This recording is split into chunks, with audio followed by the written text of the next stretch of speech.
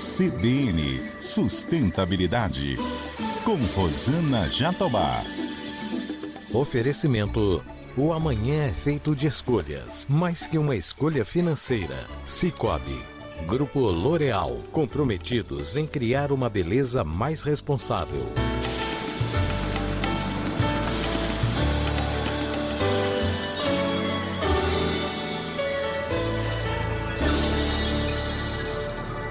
Rosana. Oi, Sardenberg. Boa tarde para você, para Cássia e para os nossos ouvintes. Boa tarde, Rosana. Vamos começar com o seguinte tema. Bom, já estamos em dia 8 de dezembro, finzinho do ano, já podemos até fazer alguns balanços, né? E você vai nos dizer quais são os principais hábitos sustentáveis que, de fato, engajaram os brasileiros neste ano. Rosana. Sardenberg e Cássia, vocês têm ideia do hábito sustentável que mais se destacou entre as famílias brasileiras em 2025? Eu tenho um palpite. Eu vi muita gente deixando de comer carne ou comendo menos carne vermelha.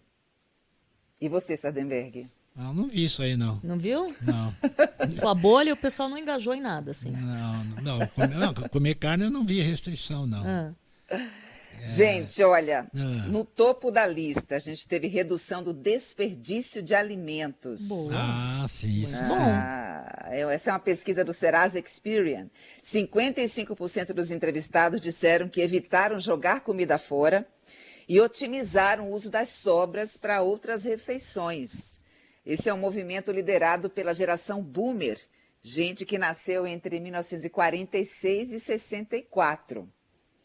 E em seguida, a gente teve economia de água e energia como práticas mais adotadas. Aí os da geração X se destacaram, que nasceu entre 65 e 1980. Agora, o fator determinante para essa mudança de hábito com relação ao alimento, à água e energia foi a alta do custo de vida. O preço. E o preço, né? Ainda tem sido assim, né, Sardenberg, nos últimos anos. E a crise hídrica também em algumas regiões do país. Agora, a preocupação com as mudanças climáticas já entrou nessa equação. Que bom! Para 35% dos entrevistados, uma maior consciência ambiental. Isso porque o clima extremo, né, com grandes volumes de chuva, calor excessivo e fumaça das queimadas, isso se tornou uma experiência pessoal. Deixou de ser uma realidade distante para essas pessoas. A questão da saúde e do bem-estar também chama a atenção aí nos levantamentos. Porque além de aproveitar melhor os alimentos, os entrevistados disseram que buscaram alimentos menos processados e produtos menos tóxicos. Que eles reduziram, por exemplo, o consumo de refrigerantes e bebidas açucaradas, embutidos e carnes processadas, salsicha, mortadela, presunto, macarrão instantâneo, sopas de pacote e temperos prontos, que são aqueles caldos e cubinhos. Então, houve uma redução, a preocupação mesmo com o bem-estar e a saúde.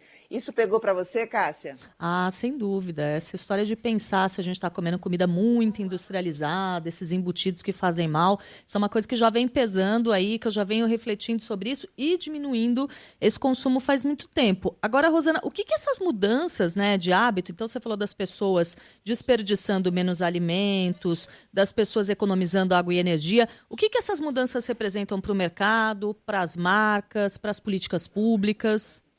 Olha, essa questão da redução do desperdício de comida, ela tende a forçar o mercado a estender a vida útil dos alimentos, a oferecer porções menores, alimentos prontos, feitos de ingredientes reaproveitados.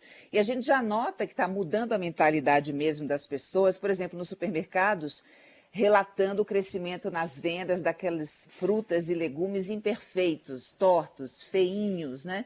Que antes tinham resistência do consumidor e agora já muda. Existe também uma tendência, Cássia, de um mercado precisar investir muito em inovação, em economia circular, logística reversa, embalagens recicláveis ou reutilizáveis, porque o brasileiro ele está tendo muita dificuldade em separar e dar uma destinação correta aos resíduos. A gente viu aí nessa pesquisa que os brasileiros, essa questão da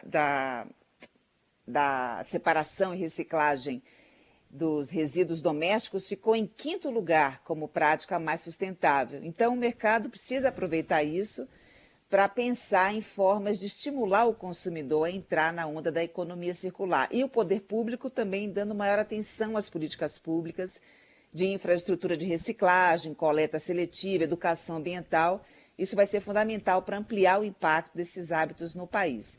E essa questão da demanda por transparência, certificações ambientais, rastreabilidade de origem, as empresas elas terão que prestar contas sobre o impacto real das suas atividades, porque isso é o que vai determinar a fidelidade do consumidor.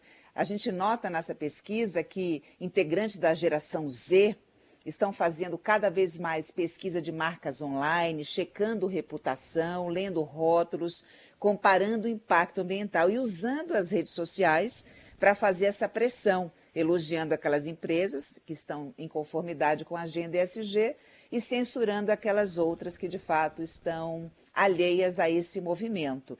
Então, resumo, as novas pesquisas de comportamento estão apontando que o brasileiro quer consumir melhor, gastar menos e confiar mais nas marcas com as quais se relaciona. E a economia doméstica, ou seja, a casa, a residência, o lar, é a porta de entrada desse movimento. Está tendo uma mudança. Só que, para muita gente, o grande obstáculo ainda continua sendo o preço. 80% dos consumidores disseram que produtos sustentáveis ainda são caros demais. Precisa dar escala para a gente conseguir reduzir e, assim, uma aderência massiva desse tipo de produto. Mas é interessante ver como o perfil do brasileiro vem mudando nessa questão da sustentabilidade, né? Uhum. Exato. E na pesquisa consta esse ponto dessa reclamação com o preço alto?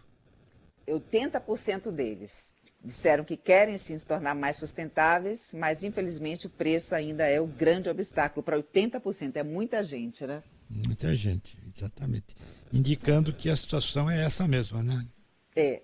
Houve também, viu, Sardenberg, uma queda no consumo de carne vermelha, 7,8%, aí registrado no mercado, mas não por conta da preocupação com o bem-estar e nem de mudança climática, mas sim a questão do preço também foi o fator determinante. Picanha ficou cara, né? Foi certo. Isso que aconteceu. Rosana Jatobá, obrigado, Rosana. Até amanhã.